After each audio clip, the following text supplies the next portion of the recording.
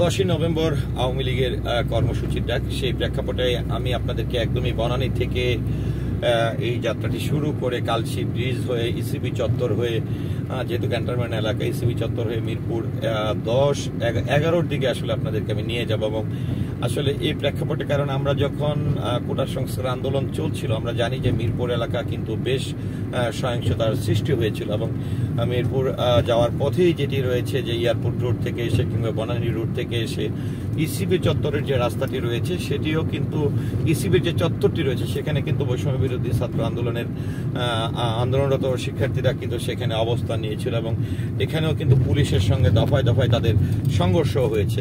তো সেই প্রেক্ষাপটে যেহেতু আগামী, অর্থাৎ আজই বলবো, যেহেতু রাত 12:10 বাজে, সেই প্রেক্ষাপটে আওয়ামী লীগের যে কর্মসূচিটি দিয়েছেন 10 নভেম্বরে, সেই কর্মসূচিকে ঘিরে কিন্তু বৈষম্য বিরোধী ছাত্র আন্দোলন যারা করেছেন তারা কিন্তু পাল্টাপাল্টি অবস্থান কর্মসূচি দিয়েছেন জিরো পয়েন্টে, অর্থাৎ গুলিস্তান জিরো পয়েন্ট বলি বা সচিবালয় এলাকা জিরো পয়েন্ট বলি বা মতিঝিল জিরো পয়েন্ট বলি।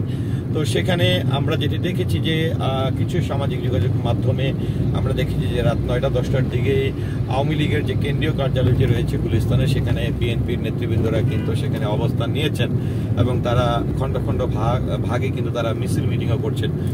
তো আমি এখনো কিন্তু সেই ফ্লাইওভারে আছি, যেটি দিয়ে আসলে airport, Mohakhali two airport road থেকে সংযুক্ত যে ফ্লাইওভারটি রয়েছে ক্যান্টনমেন্টের উপর দিয়ে মিরপুরে, সেই ফ্লাইওভার দিয়ে কিন্তু আপনাদেরকে নিয়ে যাচ্ছি ইসিবি চত্বরের দিকে। তো আমি আপনাদেরকে একটু দেখাতে চাই, যেহেতু এটা খুব রেস্ট্রিক্টেড এরিয়া এবং গুরুত্বপূর্ণ, এবং মিরপুর প্রবেশ করা এদিক থেকে আসলে অনেকে ঢাকার বাইরে থেকে এসে নিচুপুর দিয়ে পূর্বাচল দিয়েও কিন্তু ঢাকায় প্রবেশ করে। সেক্ষেত্রে আইন শৃঙ্খলা বাহিনীর অবস্থান কি, বা এখানে মিরপুরের প্রবেশ পথে কি আজকে কোনো চেকপোস্ট বসেছে কিনা, বা আর্মি চেকপোস্ট বসেছে কিনা, বা যৌথ বাহিনীর অভিযান চলছে কিনা, সেটিও কিন্তু আপনাদের এই ভিডিওটির মাধ্যমে ধারণা হয়ে যাবে। তো ভিউয়ার্স, আমি কিন্তু যে ফ্লাইওভারটি রয়েছে সংযুক্ত এয়ারপোর্ট তো মহাখালী ফ্লাইওভার, সেটা থেকে নেমে আস্তে আস্তে ইসিবি চত্বরের দিকে নিয়ে যাচ্ছে। এবং আপনাদেরকে আবারও বলছি যে আমি কিন্তু একদম আজকের এই প্রেক্ষাপটে মিরপুর বনানী রুট থেকে মিরপুর 10-11-র যে রাস্তাটি রয়েছে, কালশী রুট রয়েছে,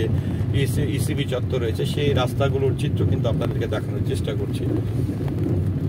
তো ভিউয়ার্স, আমি কিন্তু এই মুহূর্তে ইসিবি চত্বর, এই চত্বরে কিন্তু আমরা বৈষম্য বিরোধী ছাত্র আন্দোলনের সময় দেখেছিলাম যে এখান থেকে একটু ক্যামেরা প্যান করে যদি আপনাদেরকে একটু দেখাই, যে এখানে কিন্তু একটি চত্বর রয়েছে, এই চত্বরেই কিন্তু তারা অবস্থান নিয়েছিল। তা আমি এখান থেকে সামনে যদি ইউটার্ন করতাম তাহলে কিন্তু আবারও এয়ারপোর্ট রোডের দিকে চলে যেতাম। তো আমি যেহেতু মিরপুর আজকে টার্গেট নিয়েছি যে আপনাদেরকে ঢাকার কিছু কিছু রাস্তাঘাটের অবস্থা কি এবং আসলে এই আন্দোলনকে ঘিরে পরিস্থিতি কি, বা এই কর্মসূচিকে ঘিরে আসলে পরিস্থিতি কি, সেটি একটু দেখানোর চেষ্টা করছি। তো আমি কালশী রাস্তায় অলরেডি প্রবেশ করেছি, বনানী মহাখালী রোড থেকে এসে ইসিবি চত্বর হয়ে আপনাদেরকে কিন্তু আমি নিয়ে যাচ্ছি মিরপুর 11-র দিকে।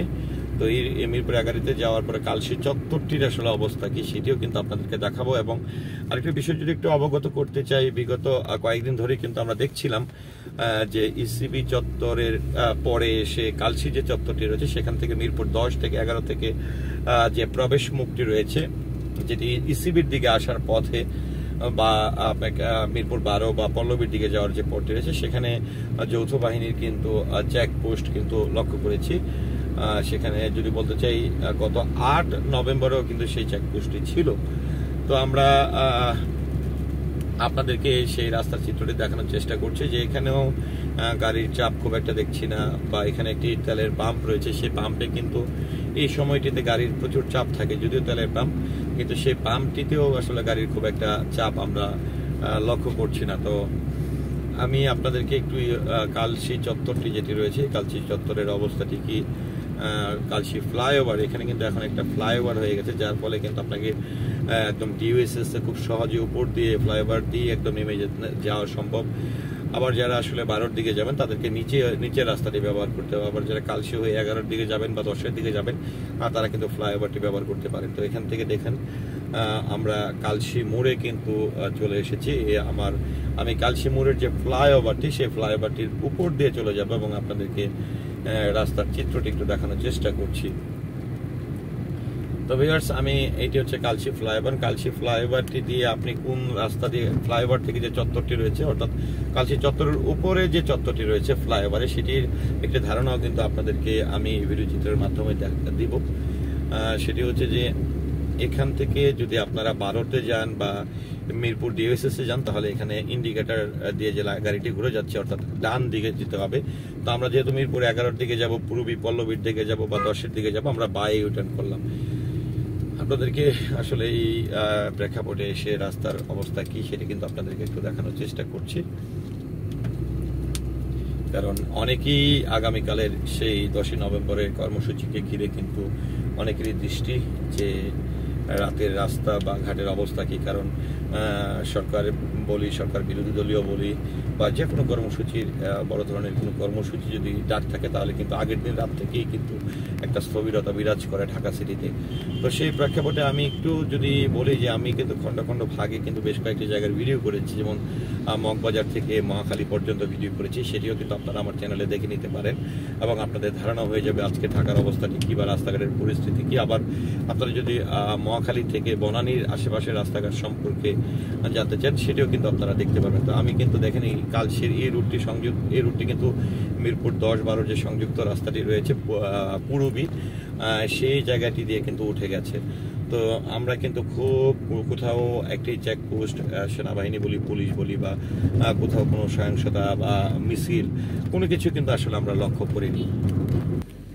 তো ভিউয়ার্স, আমি একদম কালশি রাস্তার চিত্র দেখাচ্ছি। এখানেও আসলে কোনো কিছুই আসলে এই কর্মসূচিকে ঘিরে আসলে কোনো ধরনের কার্যক্রম আমার একদমই চোখে পড়েনি, বা কোনো কিছু না আমার একদম চোখেই পড়েনি।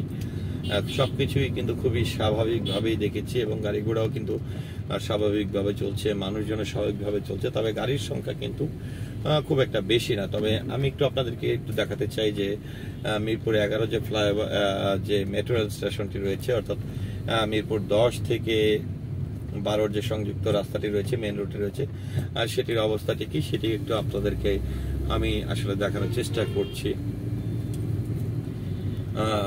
আপনারা একটু যদি দেখেন, আমি এখানে ডানে বামে বিভিন্ন রাস্তা, মিরপুর 11-র বিভিন্ন সেক্টরের রাস্তাগুলো ঢুকে গেছে, অলিগলির রাস্তা। তো এখানে আমরা দেখতে পাচ্ছি যে মেইন রুটে যেটি রয়েছে 10 থেকে 12 যে মেইন রুটে, দুই পাশে কিন্তু অনেক যেগুলো ঢাকা সিটি পরিবহনগুলো রয়েছে বা গাড়িগুলো রয়েছে, বাসগুলো, সেই বাসগুলো কিন্তু সেই জায়গাগুলোতে পার্কিং করে রাখা হয়েছে। তো ভিউয়ার্স, আমি কিন্তু অলরেডি যেটি বলছিলাম পূরবী এখান থেকে আমি মিরপুর 10-এর দিকে কিন্তু একটু ইউটার্ন করে আপনাদেরকে দেখাচ্ছি।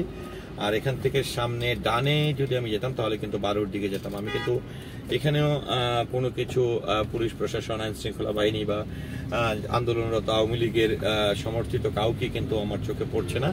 আমরা কিন্তু মিরপুর 11 নম্বর যে মেট্রো রেল স্টেশনটি রয়েছে, আমি কিন্তু সেই স্টেশনের দিকটা ধরে আপনাদেরকে একটু 11 নম্বরের দিকে দেখানোর চেষ্টা করছি। তো যেটি হচ্ছে যে ভিউয়ার্স, আসলে 10ই নভেম্বরের এই আওয়ামী লীগের কর্মসূচিকে ঘিরে আসলে কোনো ধরনের কর্মসূচি, কার্যক্রম কোনো কিছুই কিন্তু আমার চোখে পড়েনি। তো ভিউয়ার্স, এই 10ই নভেম্বর আওয়ামী লীগ এই তাদের পতনের পরে সেই 3 মাস পরে যে কর্মসূচি ডাকটি দিয়েছে, এটি নিয়ে আসলে আপনার মতামতকে আশা করছি কমেন্টের মাধ্যমে জানাবেন। সেই সাথে পুরো ভিডিওটির সঙ্গে থাকার জন্য অসংখ্য ধন্যবাদ।